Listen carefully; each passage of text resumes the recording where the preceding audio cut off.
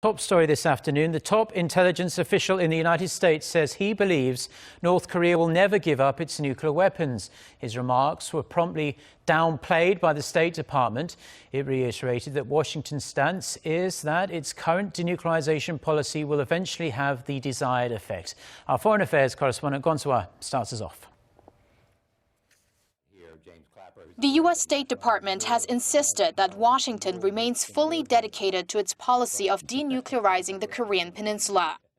It was responding to remarks made on Tuesday by the Director of National Intelligence, James Clapper, who told the Council on Foreign Relations that denuclearizing North Korea is practically impossible. I think the notion of getting the North Koreans to denuclearize is probably a lost cause. They are not going to do that. That is their ticket to survival.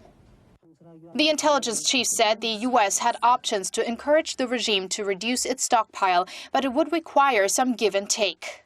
Well, the best we could probably hope for is some sort of a cap, but they're not going to do that just because we ask them.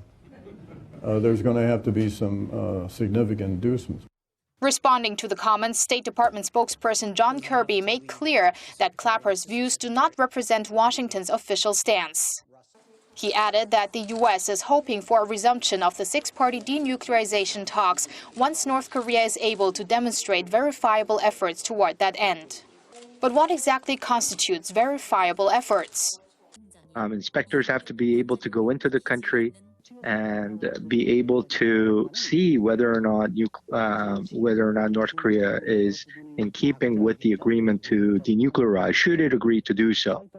An example, would be something like what they did in Iran, except in Iran, in the case of Iran, it was a freeze.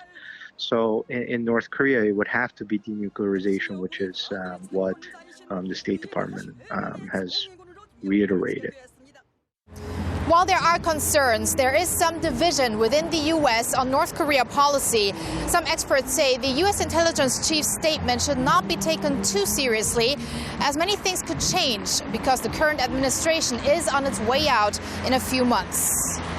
Kwon Soa, Arirang News.